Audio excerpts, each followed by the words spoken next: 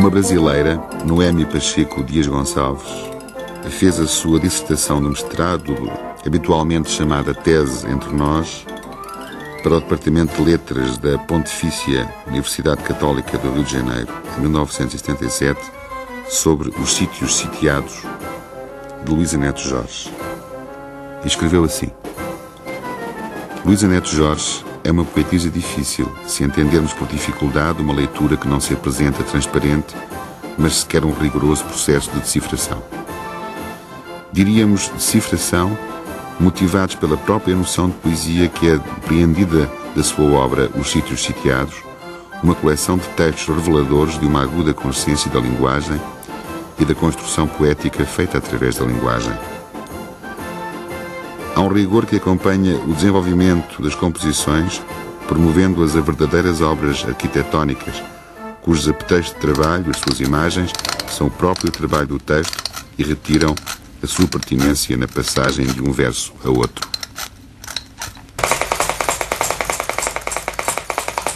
Luísa Neto Jorge fala do poeta que é. Bom, isto de falar de um poeta que há vários anos não escreve poesia é assim um bocado um contrassenso.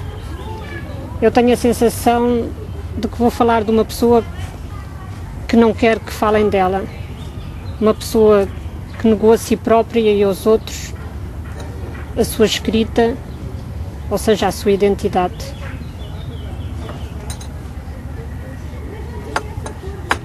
Lembrando aquela frase do Rui Belo, homem de palavras, de palavra, eu acho que é um pouco as palavras que faltam ao poeta e ao poeta que falta no fundo à sua palavra. E agora, atenção, ela vai ler um poema inédito. Gostaria de ler um poema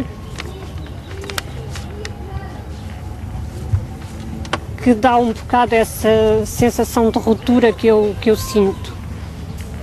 É um poema que está ligado a dois acidentes. A fratura de um braço e a morte de um amigo, de um grande amigo, a morte do Escada. Eu vou ler e vou tentar explicar, de certa maneira, documentar. Despedaça expor esta fratura, espiar por ela os meus amigos, fechados vários peitos, várias artérias, pela máquina morte removidos. Escritas daninhas, pouca me sinto já para expurgá-las. Em lava aluem, riscam a lume páginas extremes, e um braço na tormenta salienta-se das vagas. Frutífero implanta-se no seio do nosso corpo escasso. Membro em viço, irmão braço, vem por dentro semear-nos. Portanto, começa pela exposição dessa fratura exposta, e pela morte, pelo mundo que se fecha.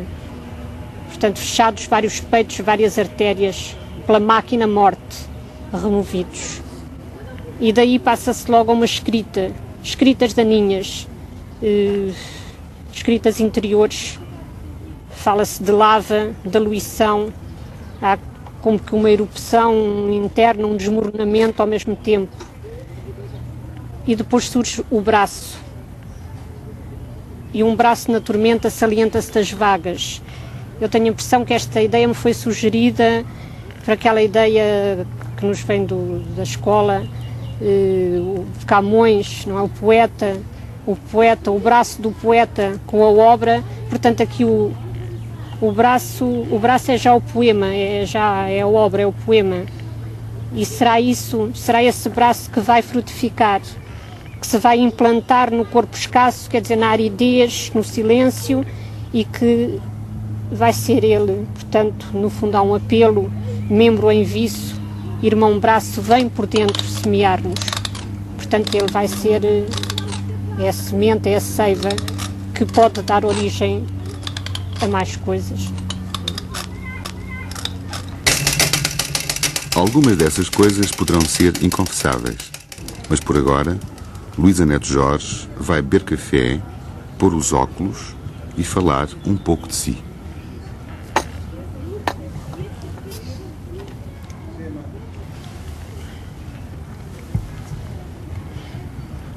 Quando eu resolvi reunir as minhas coisas, que não eram muitas, num volume, os sítios sitiados, eu tinha já essa noção de corte, de espaço de tempo que se fechava atrás de mim. Acabava de deixar Paris, onde vivi cerca de uns 10, 11 anos, e voltava para Portugal. Paris, quando fui para lá em 61, foi assim uma espécie de libertação, de uma libertação de várias opressões, de um desajustamento familiar, de opressão nacional, vamos lá. E era também um grande fascínio. No fundo, era uma velha aspiração. Todas as minhas referências culturais eram francesas. Eu andava em românicas.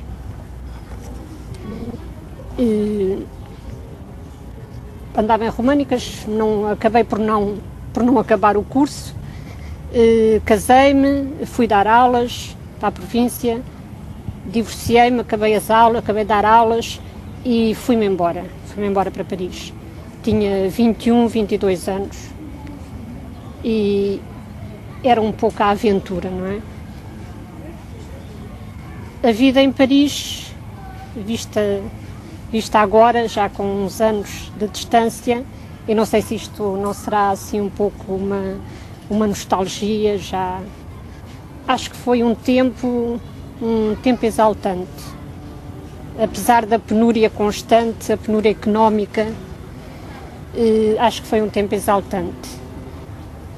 Também foi em Paris, distante, que eu aprendi a conhecer Portugal.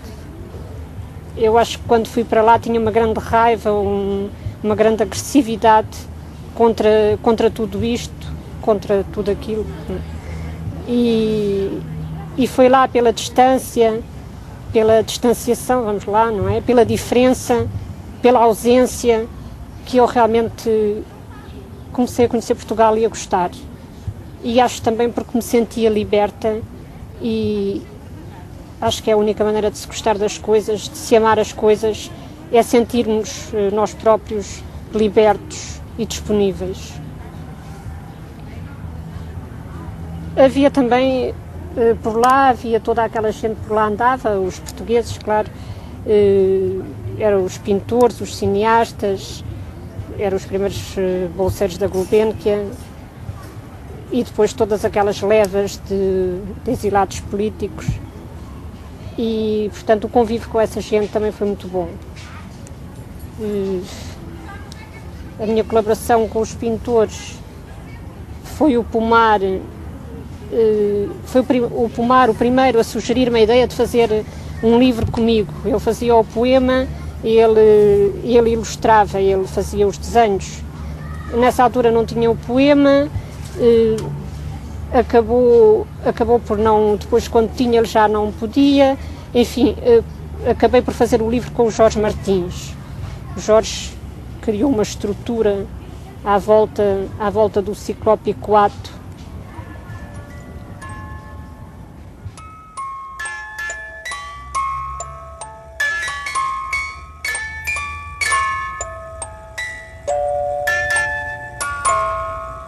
Olha uma única vez dentro de um corpo fechado que se abrirá e progride e cresce durante os anos que cresce o que é humano. E já tu te desprendeste desse objeto olhado e já conheceste outra gente com outro nome de invento.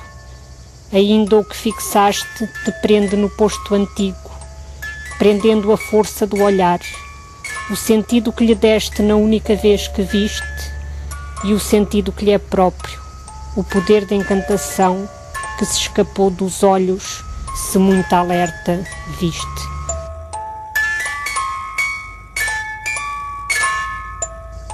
O poema ensina a cair sobre os vários solos, desde perder o chão repentino sob os pés, como se perde os sentidos numa queda de amor, ao encontro do cabo onde a terra abate e a fecunda ausência excede, até à queda vinda da lenta volúpia de cair, quando a face atinge o solo numa curva delgada, subtil, uma vénia a ninguém de especial, ou especialmente a nós, uma homenagem póstuma.